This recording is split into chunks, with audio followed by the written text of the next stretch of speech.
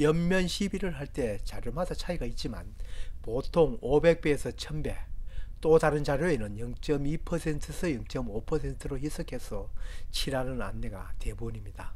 두 자료의 농도 차가 약간 있지만 사실 이 농도대로 치면 작물에게는 안전합니다.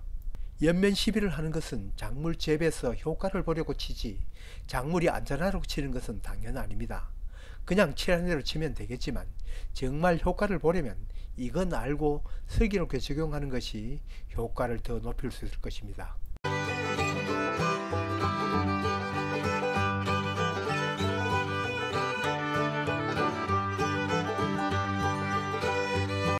작물에 대한 영양 공급 방법으로 옆면 시비가 만사 형통은 아닙니다. 그렇지만 영양 결핍이나 갑작스런 비대로 인한 특정 영양분의 긴급한 공급 등에는 유용하게 사용될 수 있습니다. 특히 과수에는 뿌리에서 저 높은 곳의 나뭇잎까지 양분이 도달하는 데는 시간이 많이 걸리니 옆면 시비를 자주 활용합니다.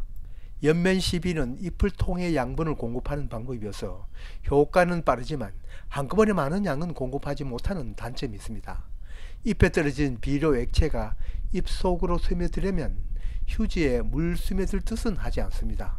잎에 묻은 비료 액체의 농도와 잎 속의 농도 차이에 의해 흡수된다고 합니다. 옆면 시비한 액체의 농도가 높고 잎 속의 수분의 농도가 낮다면 그 성분이 잎 속으로 흡수되어 체관을 통해 식물의 각 요소로 이동됩니다. 이 원리라면 농도차가 클수록 흡수율은 더 클 수 있기 때문에 묽은 용액을 뿌린 B의 경우보다 더 진한 용액을 뿌린 A의 경우가 더 잘 흡수된다고 보아야 합니다. 비료는 토양에 뿌리든 옆면 시비를 하든 뿌린다고 작물이 다 흡수하는 것은 아닙니다. 옆면 시비한 영양 성분이 액체로 있을 때 이런 원리로 흡수되어집니다. 뿌린 후 시간이 지나 액체가 증발하였다면 그냥 잎에 묻어 있을 뿐이지 흡수는 안됩니다.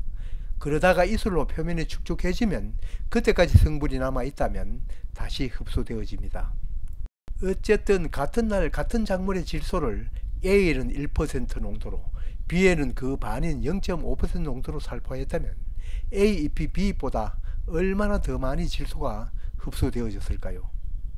그냥 산술적으로 계산하면 A 잎이 B 잎보다 2배나 많이 흡수되어졌을 것으로 생각되나 실제로는 2배가 훨씬 넘습니다.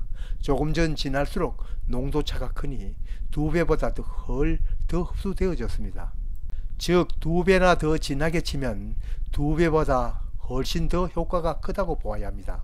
문제는 농도를 너무 높이면 작물의 잎에 여패를 주게 됩니다. 잎 가장자리가 오므라들고 타게 됩니다. 바로 초가상간이 타는 거죠.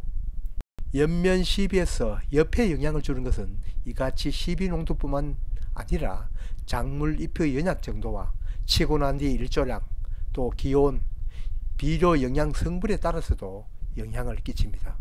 수용성 비료, 즉 옆면 시비를 할 수 있는 비료 포대나 영양제 포대 안내에는 대부분이 500배에서 1000배까지 농도를 맞추어 치라고 안내하는데 그냥 시키는 대로 쳐도 됩니다. 우선 500배에서 1000배의 농도 또는 0.2에서 0.5% 농도 안내는 어떤 기준에 맞춰 나온 것인지 생각해 볼 필요가 있습니다. 이러한 모든 요소를 감안하여 최대의 안전치를 기준으로 안내 드리는 것입니다. 이런저런 부언하기 어렵고 그냥 욕 안 먹으려고요. 안내한 대로 쳤다가 그래도 여패를 보면 어쩌나 하는 우려까지 합쳤다고 보면 되겠습니다. 저도 시청자가 물으면 이렇게 답할 수밖에 없습니다. 옆면 시비한 것을 제가 책임지지는 않지만 혹시나 하는 우려로 안전에다 더 안전한 농도를 안내해 드립니다. 제가 이 영상에서 이러이러한 요소들을 참작하여 그 농도를 더 진하게 칠 수 있다고 안내하는 것도 혹시나 이 영상 보고 농도 높였다가 여패를 입어서 욕을 먹으면 어쩌나 하는 마음도 함께 있습니다. 봄이 되어 새 잎이 금방 올라올 때는 이 잎이 여패를 받으면 한 해 농사가 접어질 수 있습니다.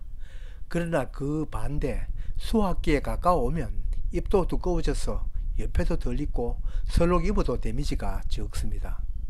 이를테면 과수 시비에 있어서 수확 끝나고 요소를 살포하여 마지막 광합성을 활발히 시켜 그 양분을 뿌리에 저장했다가 다음에 꽃 피우고 새싹 낼 때 씁니다.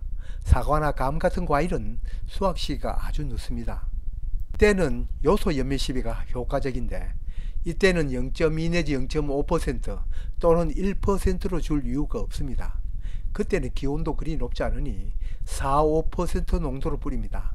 잎이 얼마 지나지 않아 떨어질 것이니 진하게 살포합니다.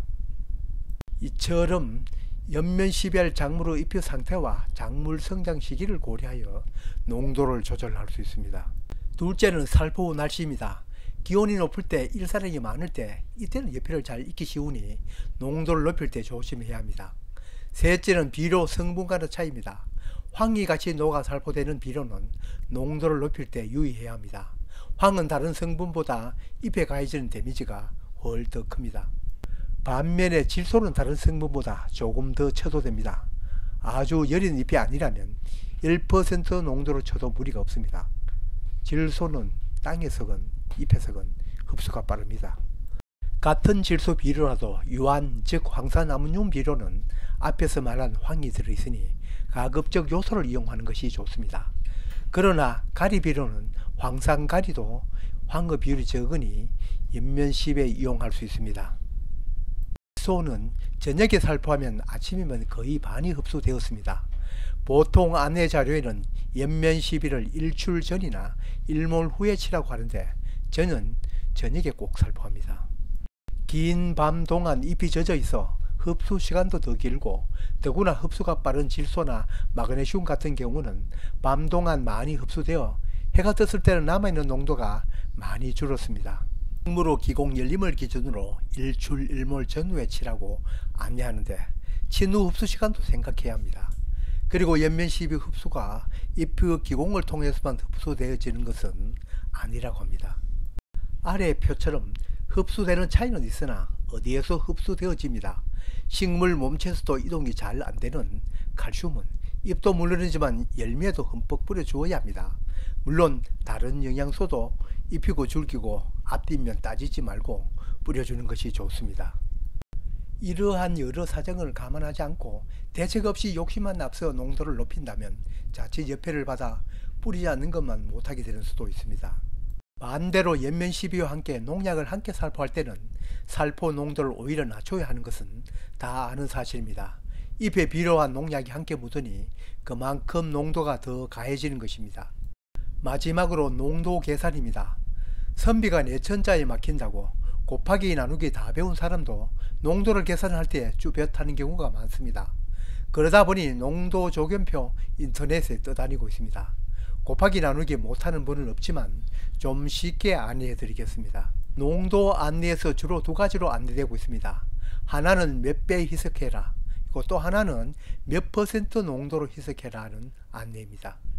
이를테면 500배 희석하여 살포하는 말이면 텃밭농은 보통 20리터 약통의 비료를 타니 20리터를 500배 작게 타면 됩니다.